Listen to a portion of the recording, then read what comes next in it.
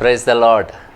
ప్రభు అయిన యేసుక్రీస్తు శుభనామమున రక్షణ ధ్వని కార్యక్రమానికి ఆశతో వాక్యాన్ని వినడానికి చేరి వచ్చిన మీ అందరికీ శుభములు తెలియజేస్తున్నాను. మరొకసారి మీ ముందుకు రావడానికి, మిమ్మల్ని కలుసుకోవడానికి ప్రభు చూపిన కృపను బట్టి ప్రభుకు వందనాలు చెల్లిస్తున్నాను. దేవుని కృప ద్వారా మరి మనందరము క్షేమంగా ఉన్నాం.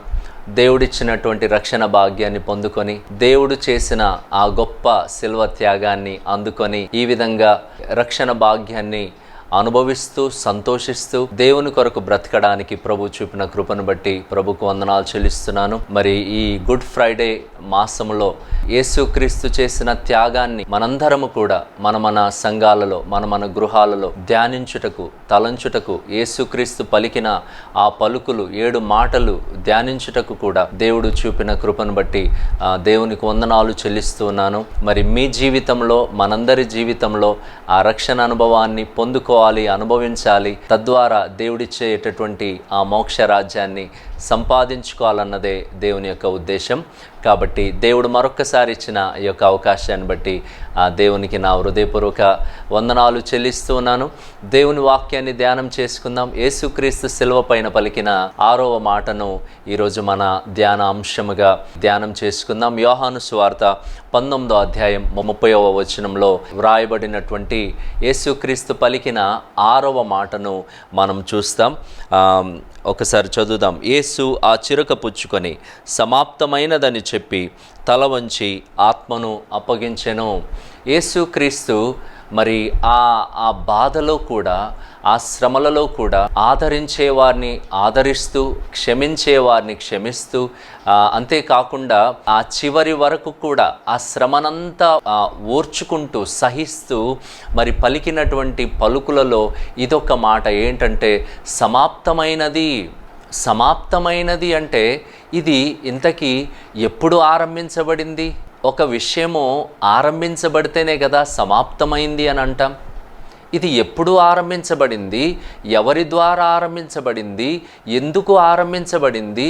అసలు సమాప్తమైన విషయం ఏంటి ఆ కార్యం సమాప్తమైంది అని మనం ఆలోచిస్తే పరిశుద్ధ గ్రంథంలో ఎన్నో విషయాలు మనము నేర్చుకోవచ్చు, తెలుసుకోవచ్చు. గమనించండి దేవుని బిడ్డలారా, దేవుడు చేసినటువంటి ఆ కార్యము, ఆ త్యాగము సమాప్తమైంది అని యేసుక్రీస్తు తెలపడంలో ఆయన ఉద్దేశం ఏంటి అంటే, గమనించండి దేవుని బిడ్డలారా, మనందరము కూడా అది దేని ద్వారా ఆరంభించబడింది, ఎక్కడ ఆరంభించబడింది, మరి ఏ విధంగా ఆ కార్యాన్ని యేసయ్య సమాప్తము చేశాడు అన్న విషయాన్ని మనం ఆలోచన చేస్తే గమనించండి, ఈ యొక్క కార్యము పాపముతో ఆరంభించబడినట్లుగా మనం చూస్తాం. పాపము ద్వారా యేసుక్రీస్తు యొక్క కార్యము మరి ఆరంభించవలసి వచ్చింది.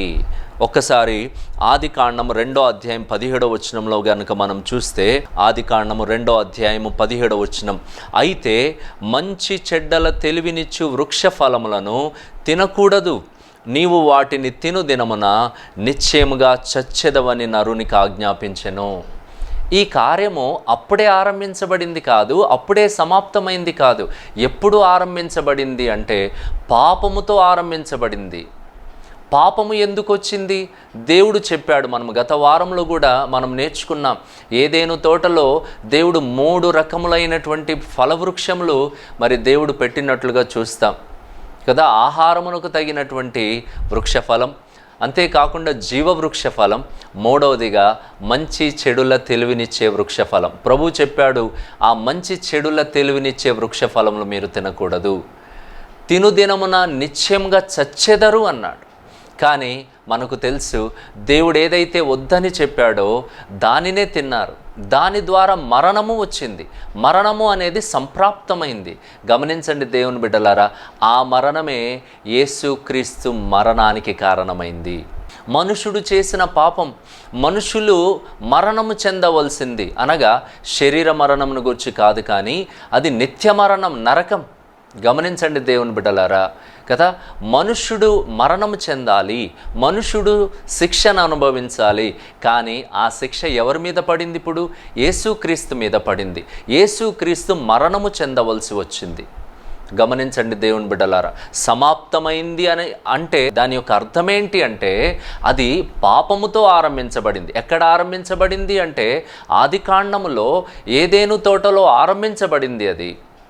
గమనించండి దేవుని బిడ్డలారా, దాని ద్వారా మరి ఆ మరణం, ఆ పాపము ద్వారా మరణము అనేది వచ్చింది. ప్రభు చెప్పాడు మీరు చచ్చెదరు అని. గమనించండి, అదే యేసుక్రీస్తు మరణానికి కారణమైంది. గమనించండి, ఆయన దేవుడై ఉండి మానవుడిగా రావాల్సి వచ్చింది, మనందరి పక్షమున చనిపోవలసి వచ్చింది, ఆ మరణాన్ని తను రుచి చూడవలసి వచ్చింది. కాబట్టి ఈ విషయాన్ని మనందరము గుర్తించాలి. పాపముతో ఆరంభించబడింది. రెండవది ప్రయాసముతో ఆరంభించబడింది. సమాప్తమైంది అని మనం వింటున్నాం కదా, యేసయ్య పలికిన 6వ మాట సమాప్తమైంది అని అంటే దాని అర్థమేంటి అంటే గమనించండి దేవుని బిడ్డలారా, అది పాపముతో ఆరంభించబడింది, ప్రయాసముతో ఆరంభించబడింది.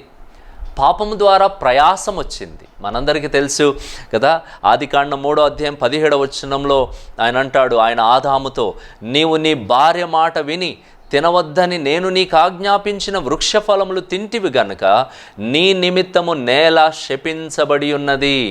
ప్రయాసముతోనే నీవు బ్రతుకు దినములన్నీయు దాని పంట తిందువు. పాపము ద్వారా మరణం, పాపము ద్వారా ప్రయాసం వచ్చింది కదా. గమనించండి దేవుని బిడ్డలారా, పాపము ద్వారా ఏమొచ్చిందంటే ప్రయాసం. అప్పటి వరకు మనుషులకు ప్రయాసం లేదు, కానీ పాపం ద్వారా నువ్వు బ్రతికినంత కాలం ప్రయాసమే. ఇప్పుడు మనుష్యునికి బదులుగా, మానవులందరికీ బదులుగా వచ్చినటువంటి యేసయ్య కదా, మనుష్యుడు పొందవలసినటువంటి మరణం తాను పొందాల్సి వచ్చింది. మనుష్యుడు పడే ప్రయాసం యేసుక్రీస్తు కూడా పడవలసి వచ్చింది.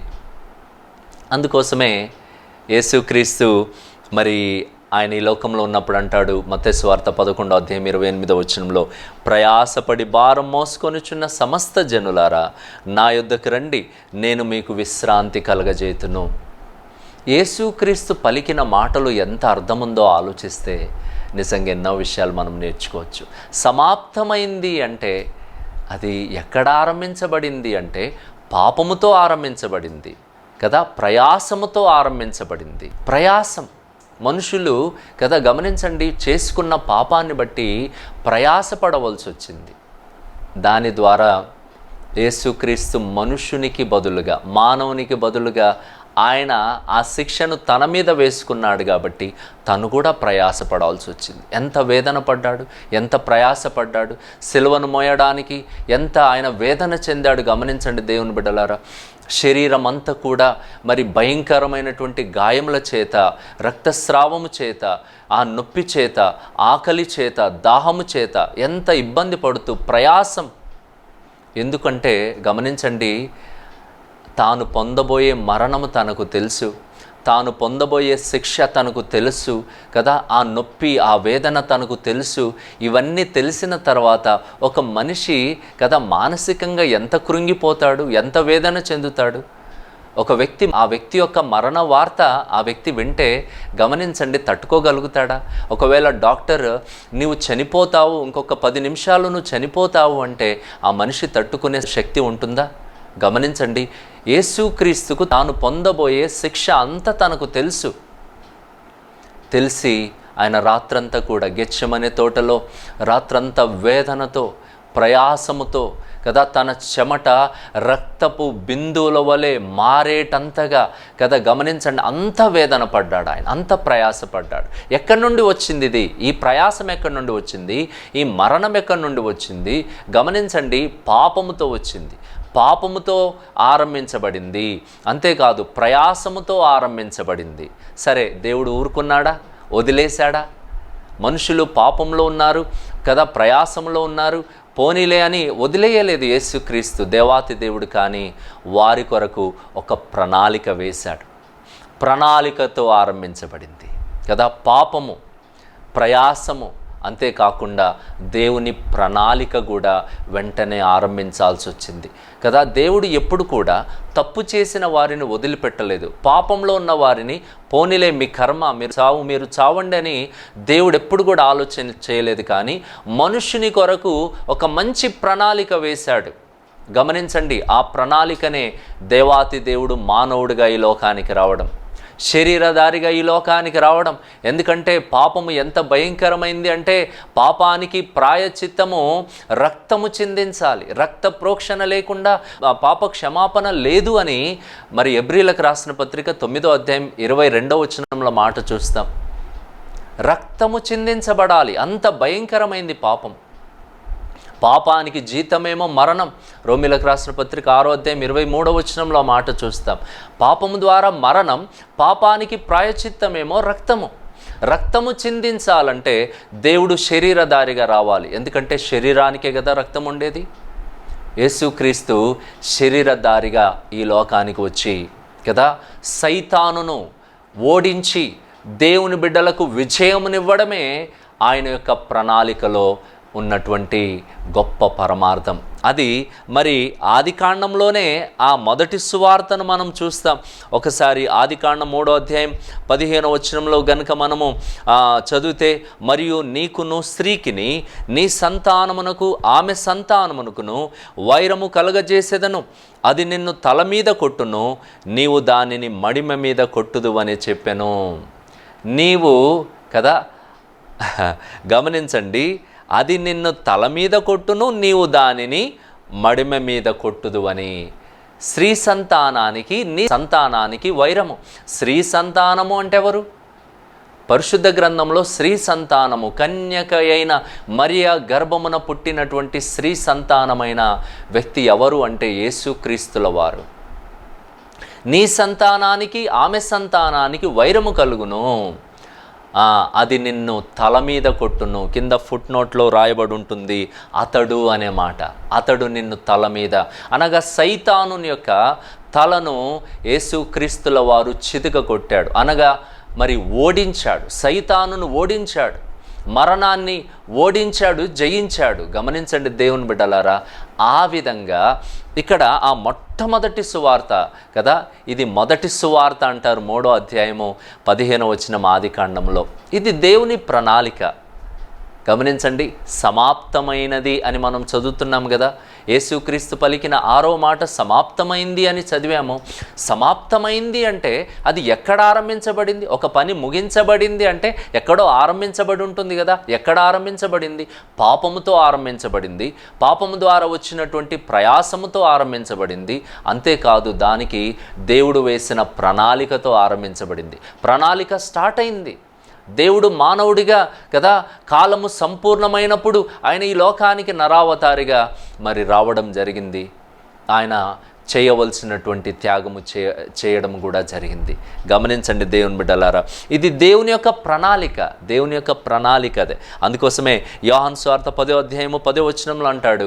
యోహాను సువార్త 10వ అధ్యాయం 10వ వచనంలో, దొంగతనమును హత్యను నాశనమును చేయుటకు వచ్చును గాని మరి దేనికిని రాడు, గొర్రెలకు జీవము కలుగుటకును అది సమృద్ధిగా కలుగుటకును నేను వచ్చి తినని మీతో నిశ్చయంగా చెప్పుచున్నాను కదా. మనుషుల గొర్రెలకు అంటే గొర్రెలకు అని కాదు, కానీ మనుషులకు జీవము కలగడానికి, అది సమృద్ధిగా కలగడానికి నేను వచ్చాను.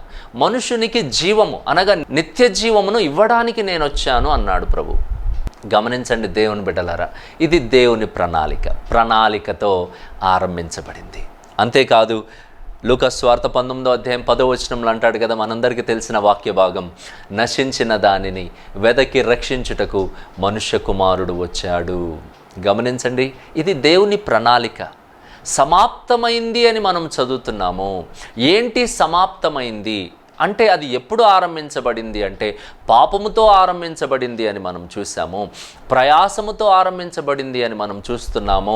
దేవుని ప్రణాళికలతో దేవుడు ప్రణాళిక వేశాడు. ప్రణాళిక ప్రకారంగా ముందుకు వెళ్తూ ఉన్నాడు. గమనించండి దేవుని బిడ్డలారా, ఇది దేవుని ప్రణాళిక. మనుషులను విడిపించాలి అన్నది దేవుని ప్రణాళిక. ఈ ప్రణాళికను ఇప్పటికీ నేటికి ఎంతోమంది గ్రహించలేకపోతూ ఉన్నారు. దేవుని ప్రణాళిక, దేవుడుగా ఉంటే మనుషునికి విడుదల లేదు కదా. దేవుడుగా ఉంటే మనుషులందరూ కూడా చచ్చిపోయేవాళ్ళు. కానీ దేవుడు మానవుడిగా ఈ లోకానికి రావాల్సి వచ్చింది. ఎందుకు అంటే మనుషులందరి కోసమై చనిపోవడానికి, మనుషులందరి కోసమై తన ప్రశస్తమైన రక్తాన్ని చిందించడానికి. ఈ రోజుల్లో దీన్ని చాలా నానా రకాలుగా మాట్లాడే వాళ్ళు ఉంటారు. ఆయన దేవుడు కదా, మాటతో చెప్పేస్తే సరిపోతుంది కదా, మాటతో నేను అందరినీ క్షమించేస్తున్నాను అని చెప్తే సరిపోతుంది కదా, ఆయన రావడం ఏంటి, ఒక నిస్సహాయుడుగా చావడం ఏంటి అని చెప్పే వాళ్ళు కూడా ఉంటారు. గమనించండి, దేవునికి ఒక న్యాయం ఉంది. ఆయన న్యాయాధిపతి, ఏదైనా న్యాయం ప్రకారమే చేయాలి.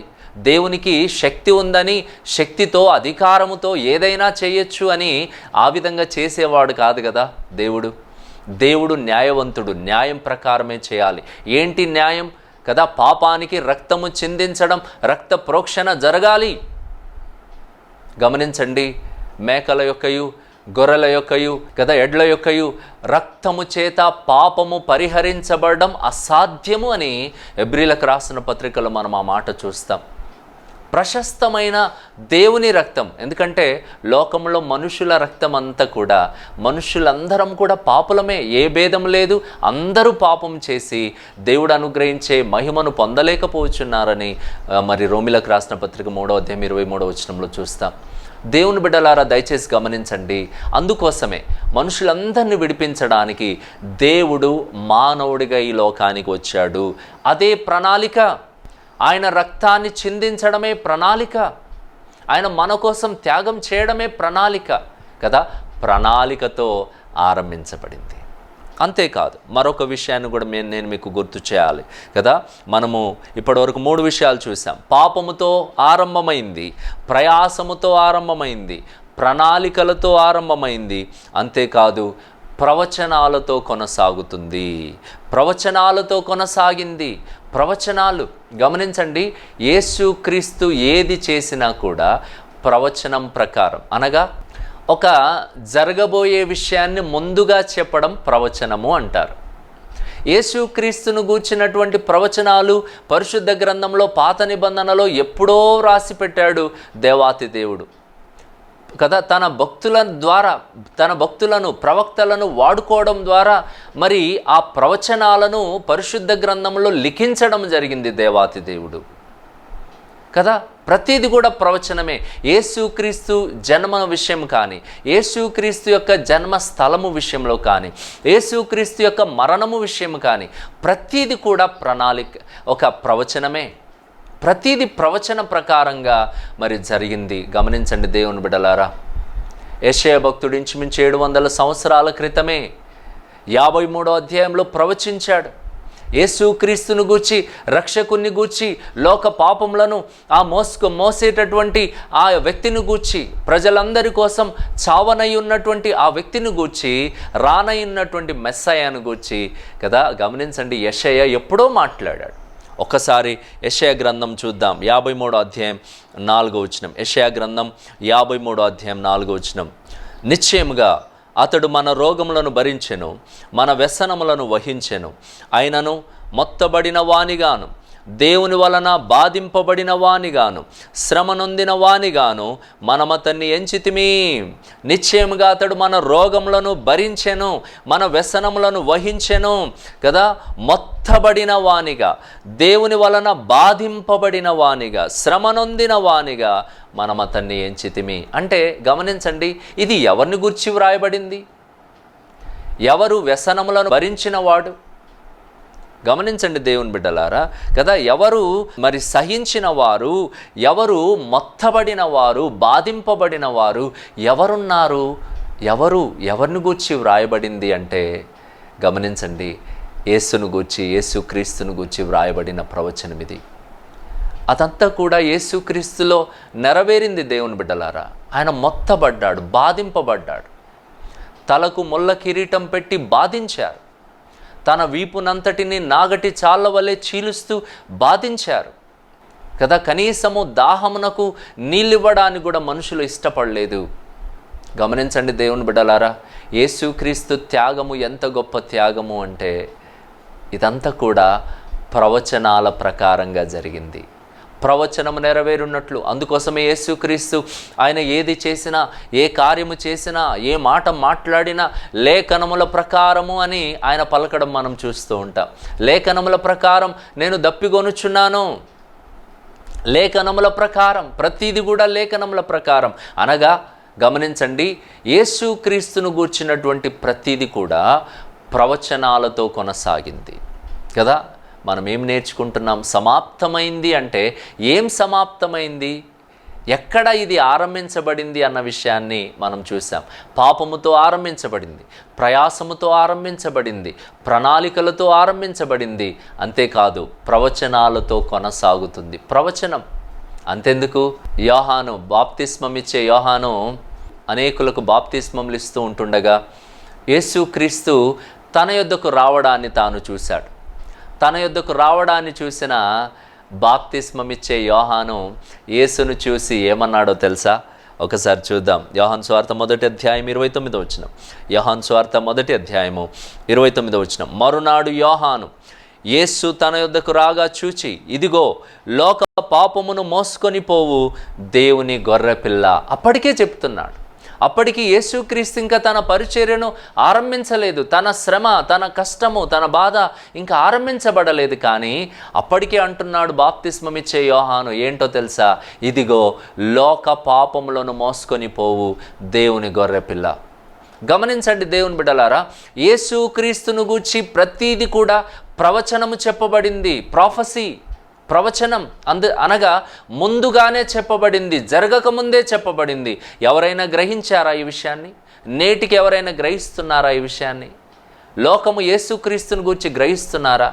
ఒక ప్రవచనము కదా, ఒక వ్యక్తిని గూర్చి ముందుగా చెప్పబడింది, చెప్పబడిన దాని ప్రకారం జరిగింది, జరుగుతుంది అని అన్నప్పుడు దాంట్లో ఎంత ప్రత్యేకత ఉందో, ఎంత ప్రాముఖ్యత ఉందో, ఎంత వాస్తవం ఉందో మనుషులు గ్రహిస్తే చాలా మంచిది. దైవ బిడ్డలారా, నేటికి సత్యాన్ని గ్రహించలేకపోతున్నారు. యోహాను బాప్తిస్మమిచ్చే యోహాను అంటున్నాడు, ఇదిగో లోక పాపములను మోసుకొని పోవు దేవుని గొర్రెపిల్ల. లోక పాపములను మోసేవాడు అందరి భారమును తన మీద మోసుకున్నాడు. అందరి భారం తన మీద మోసుకున్నాడు, తన మీద వేసుకున్నాడు. ఆ శిక్ష అంతా తన మీద వేసుకున్నాడు. ఇంకెవ్వరు కూడా ఆ పాపంలో చనిపోకూడదని, ఇంకెవరు ఆ శిక్షను అనుభవించకూడదని అదంతా తన మీద వేసుకున్నా ఇప్పటికీ మనుషులు అదే శిక్షలో మరి నష్టపోతూ ఉన్నారు, అదే శ్రమను అనుభవిస్తున్నారు, అదే పాపంలో జీవిస్తున్నారు, నరకానికి వెళ్ళిపోతున్నారు. ఒక వ్యక్తి, ఒక దేవాతి దేవుడు ఇంత చక్కగా ప్రణాళికల ప్రకారం, ప్రవచనాల ప్రకారం ఈ లోకానికి వచ్చి మరి చెప్పబడిన రీతిగానే ఆయన సమస్తమును జరిగించి కదా సమాప్తమైంది అని చెప్పినా కానీ మనుషులు ఎందుకు అర్థం చేసుకోలేకపోతున్నారు? ఎందుకు దీంట్లో వాస్తవము ప్రజలకు అర్థం కాలేకపోతుంది? దైవ బిడ్డలారా గమనించండి. ఇక్కడ మనము కదా సమాప్తమైంది అంటే ఎప్పుడు ఆరంభమైంది? పాపముతో ఆరంభమైంది, ప్రయాసముతో ఆరంభమైంది, ప్రణాళికతో ఆరంభమైంది, ప్రవచనాలతో కొనసాగింది. ప్రతీది ప్రవచనం, యేసుక్రీస్తును గూర్చిన ప్రవచనం. చివరిదిగా మనం చూస్తున్నాం ఏ విధంగా సమాప్తమైంది అంటే ప్రాయశ్చిత్తముతో సమాప్తమైంది. దేవాతి దేవుడు యేసుక్రీస్తుల వారు ప్రాయశ్చిత్తము చేయడం ద్వారా కదా పాపానికి కావలసినటువంటి ప్రాయశ్చిత్తం, పాపానికి కావలసినటువంటి క్రయధనము చెల్లించుట ద్వారా, ప్రాయశ్చిత్తాన్ని జరిగించుట ద్వారా తన కార్యాన్ని సమాప్తము చేశాడు కదా. గమనించండి, రక్షణ కార్యాన్ని సమాప్తం చేశాడు. లోకంలో మనుషులకు కావాల్సింది రక్షణ, విడుదల, పాప క్షమాపణ, పాపంలో నుండి విడుదల. ఈ సత్యము ప్రతి ఒక్కరూ గ్రహించి తీరవలసిందే. దైవ బిడ్డలారా, లోకంలో పాపమున్న సంగతి అందరికీ తెలుసు. పాపములో నుండి విడుదల పొందితేనే మోక్షానికి వెళ్తాము అన్నది తెలుసు. కానీ పాప విమోచకుడు ఎవరు?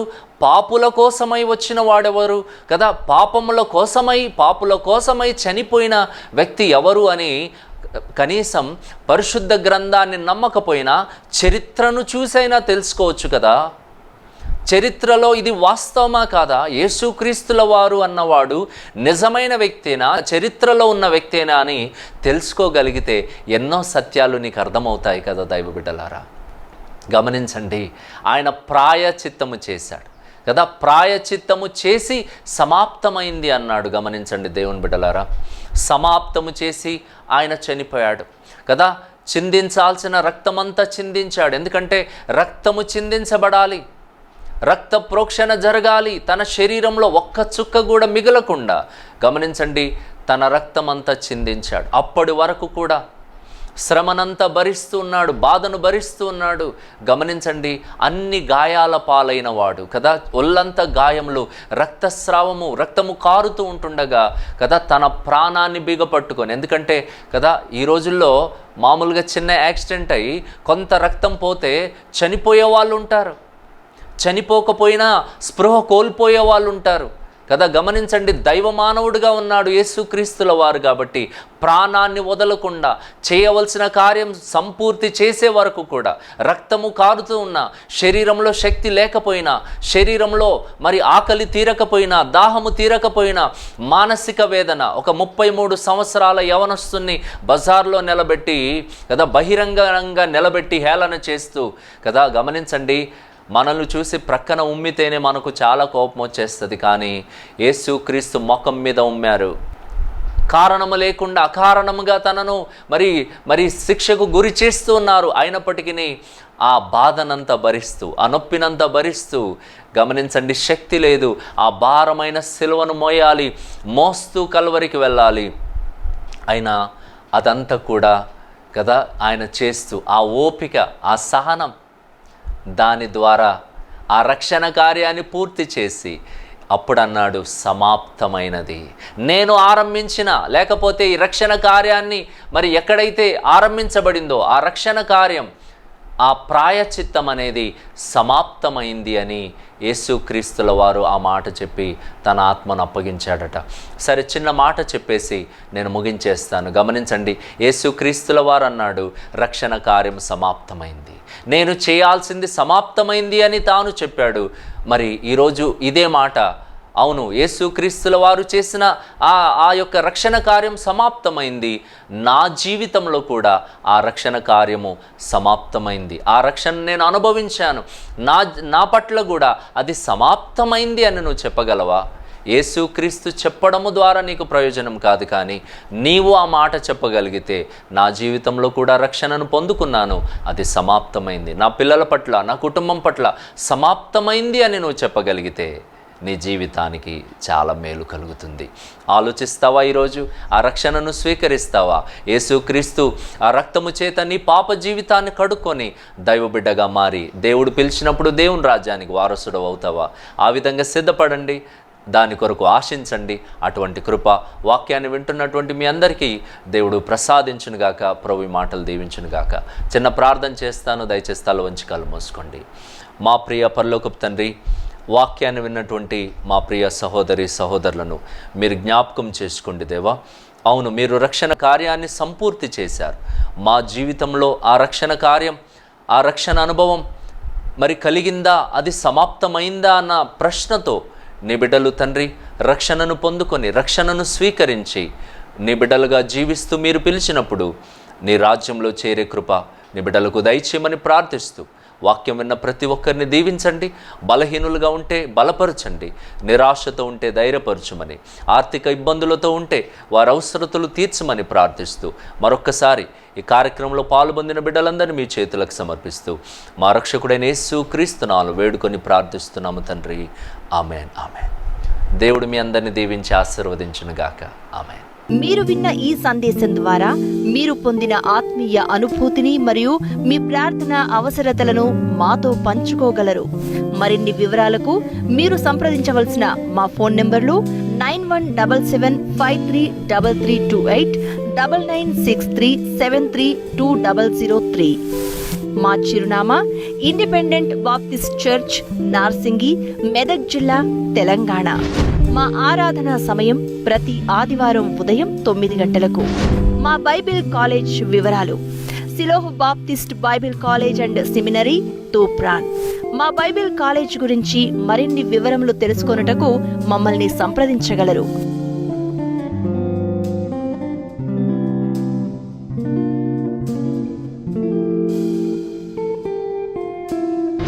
దేవుడు మిమ్ములను సమృద్ధిగా దీవించునుగాక.